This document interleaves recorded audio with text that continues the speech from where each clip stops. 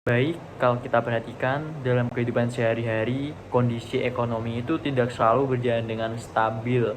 Ada kalanya ekonomi itu bisa tumbuh dengan baik, tetapi dalam waktu tertentu bisa mengalami penurunan, bahkan bisa mengalami krisis. Hal ini menimbulkan banyak pertanyaan. Apakah ekonomi itu bisa pulih dengan sendirinya tanpa campur tangan pemerintah atau membutuhkan peran tertentu untuk mengembalikan ke kondisi normal? Nah, sebelum lanjut ke materinya, izinkan saya untuk memperkenalkan diri terlebih dahulu. Perkenalkan, nama saya Rizky Riansyah dengan NIM 25070101124. Nah, pada kesempatan kali ini saya akan membahas mengenai latar belakang teori Keynesian. Nah, apa sih itu teori Keynesian? Nah, yaitu teori yang muncul sebagai respon terhadap krisis ekonomi. Nah, jadi untuk memahami teori ini, kita perlu melihat terlebih dahulu nih, bagaimana sih kondisi ekonomi sebelum munculnya teori Keynesian ini. Nah, sebelum munculnya teori Keynesian ini, ekonomi itu didominasi oleh teori klasik. Nah, jadi teori ini tuh beranggapan bahwa pasar itu memiliki mekanisme untuk menyeimbangkan dirinya sendiri. Nah, yang artinya jika terjadinya pengangguran atau penurunan ekonomi, hal tersebut bersifat sementara dan akan kembali normal tanpa campur tangan pemerintah. Nah, jadi pada tahun 1930-an terjadinya nih krisis besar-besaran yang dinamakan dengan Great Depression. Nah, jadi pada masa ini banyak yang mengalami permasalahan seperti perusahaan yang mengalami keberangkutan. Lalu ada tingkat pengangguran meningkat secara signifikan dan bahkan daya beli masyarakat pun menurun secara drastis. Akibatnya aktivitas ekonomi itu hampir berhenti di berbagai sektor.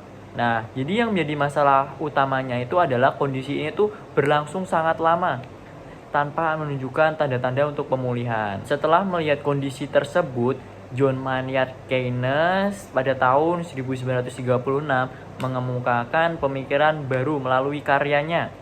Jadi, ia tuh berpendapat bahwa perekonomian itu tidak selalu berjalan dengan stabil dan tidak selalu mampu pulih dengan sendirinya seperti apa yang diasumsikan oleh teori klasik.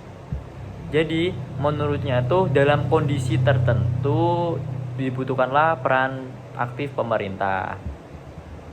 Nah, jadi untuk memahami lebih jauh lagi nih, kita perlu melihat dahulu nih inti dari pemikiran Keynes itu sendiri. Jadi menurut Keynes, faktor utama yang mempengaruhi kondisi ekonomi adalah permintaan agregat, yaitu total permintaan barang dan jasa dalam perekonomian. Jadi ketika permintaan menurun, maka produksi ikut menurun dan pada akhirnya menyebabkan meningkatnya pengangguran. Selain itu, Keynes juga memperkenalkan konsep multiplier effect, yaitu efek berantai dari suatu kebijakan ekonomi. Nah, jadi sebagai contoh, ketika pemerintah meningkatkan pengeluaran, maka pendapatan masyarakat pun juga meningkat, yang kemudian akan meningkatkan konsumsi dan akhirnya mendorong pertumbuhan ekonomi secara keseluruhan. Nah, berdasarkan pemikiran tersebut, Keynes kemudian menawarkan solusi untuk mengatasi permasalahan tersebut.